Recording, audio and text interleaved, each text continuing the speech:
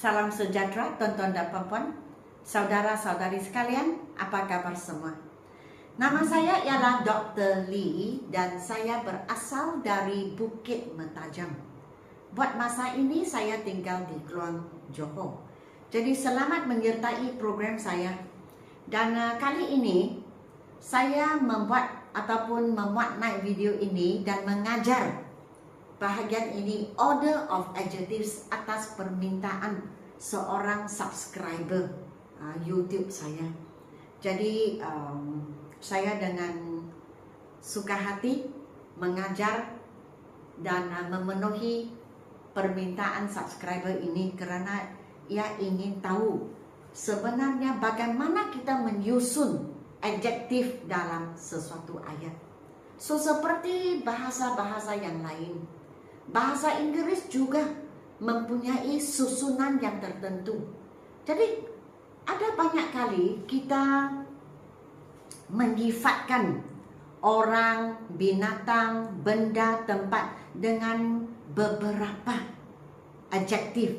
Contohnya cantik, contohnya warna biru, contohnya besar atau kecil atau baru, dan banyak lagi dalam satu ayat. Tetapi bolehkah kita letakkan sifat-sifat ini, sifat nama ini atau adjektif ini sesuka hati? Yang mana dahulu, yang mana di belakang? Sinilah. Tengok sini. Okey, inilah susunannya. So, susunannya asasnya begini. Adjektif dalam sesuatu ayat itu bermula dengan opinion. Opinion maksudnya pandangan kita terhadap sesuatu. Orang, binatang, benda ataupun tempat. Contohnya cantik. Contohnya menarik hati.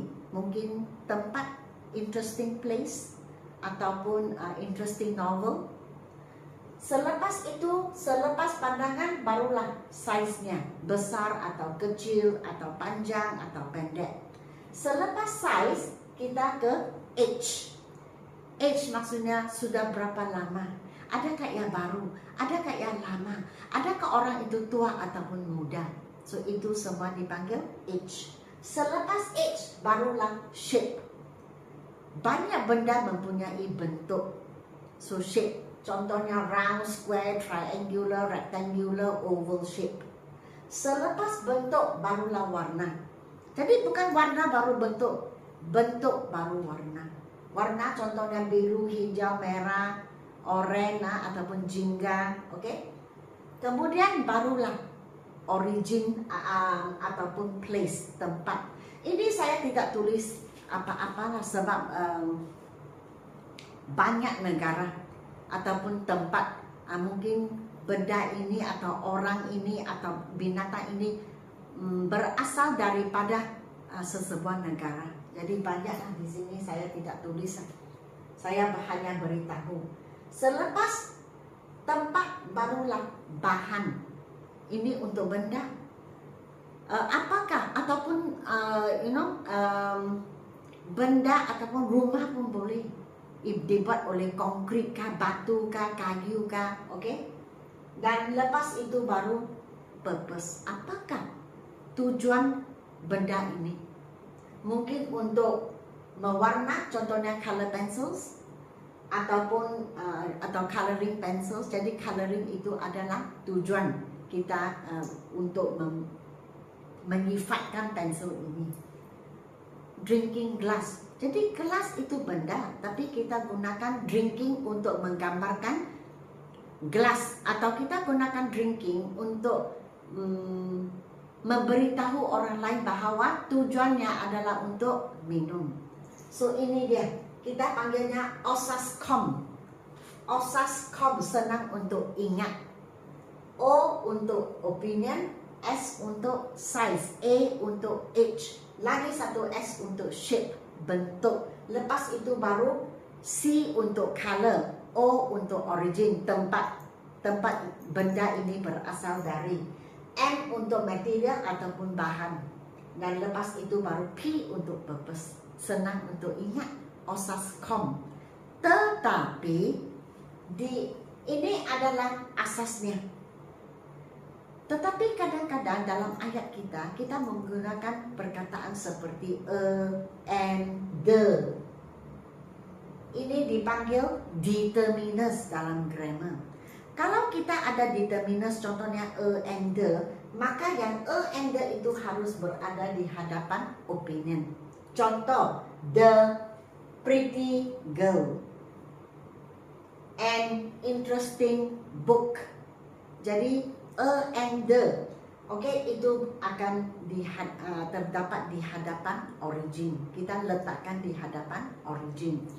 Dan quantity. Contohnya dalam ayat kita ingin memberitahu pembaca kita atau pendengar kita bahwa kita ada jumlah, ada quantity. Mungkin 3, mungkin 4, mungkin banyak, atau ramai, atau beberapa. Maka itu akan kita tulis atau kita bertutur di belakang determiners. Contohnya susah, tidak apa, pokoknya quantity itu di belakang determiners. Jikalau tidak ada determiner, terus ada quantity, maka quantity dahulu. Contohnya 10 pretty girls, many interesting books. Jadi ini di hadapan opinion. Opinion itu pandangan. Opinion itu sebenarnya quality ataupun nilai sesuatu, cantik ataupun rajin ataupun pintar, apa-apa sajalah nilai-nilai. So sini saya memberi kita beberapa contoh untuk kalian lebih memahami. So kita tengok dan kita tahulah susunannya. Yang mana dahulu, yang mana di belakang. The dry yellow t-shirt is mine. Jadi dry adalah opinion, yellow adalah color. Kita boleh lihat color number 5. Color itu di belakang opinion. Jadi opinion dahulu barulah color. So bukan the yellow dry t-shirt, tapi the dry yellow t-shirt. Puan Ina puts her important documents in an iron safe. Yang mana dahulu? Important dulu. Important ialah opinion. Selepas opinion barulah yang kedua-dua itu bersama-sama and iron. Jadi and ini di sini. The determiner dulu baru material. Sebab determiner dan quantity mesti berada di hadapan. Jadi di sini ada 2. Important documents satu bahagian. Important itu menggambarkan documents. Ini bahagian yang kedua. And iron safe. Jadi dari sini mula lagi. And ialah determiner, iron ialah material, bahan. Ini 2 mesti di hadapan sekali. Ganesh bought a new pair of sports shoes. Determiner. Dahulu. Selepas baru new. New ialah age. Berapa lama sudah benda ini? Sports shoes. Sports ialah purpose. Maksudnya kasut ini digunakan untuk bersukan. Jadi tujuan di belakang sekali. Barulah kita letakkan benda, orang, binatang ataupun tempat. The students gave their teacher 2 beautiful ceramic bowls on Teacher's Day. Jadi 2 quantity. Jadi di hadapan. Selepas quantity baru beautiful. Ini opinion. Selepas opinion baru material, bahan seramik. Arina read some interesting novels last year. Some ialah quantity, depan. Selepas some baru opinion, interesting. Uncle Ben sits on a comfortable wooden chair. Comfortable ialah opinion. Selepas opinion baru material, bahan, wooden chair. Wooden itu kayu. Karina wears a lovely heart-shaped blue brooch to the party. So ialah determiner. Jadi determiner mesti di depan. Selepas determinant barulah opinion, lovely ataupun pretty ataupun beautiful. Selepas itu barulah heart shape. Heart shape maksudnya bentuk jantung atau bentuk hati. Itu adalah shape. So shape di belakang opinion. Lepas itu baru warna, color. Warna di belakang shape, bentuk. Oke? So begitu sahajalah. 7 contoh dan ini adalah peraturannya yang kita mesti mengikut. Kita tidak boleh tulis sembarangan. Kita suka. Jangan fikir, oh semua pun adjektif jadi tak apalah. Suka hati saya yang mana di depan, yang mana di belakang. No. Yang mesti ada susunan yang tertentu dan kita harus ikut susunannya. Yang ini nombor 1, nombor 2, nombor 3.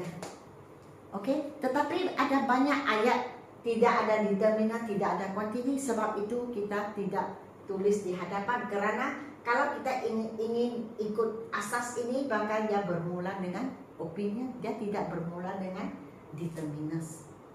Oke, baiklah, begitu sahaja. Dan di sini ada 8 soalan yang telah saya mengemukakan di papan putih ini.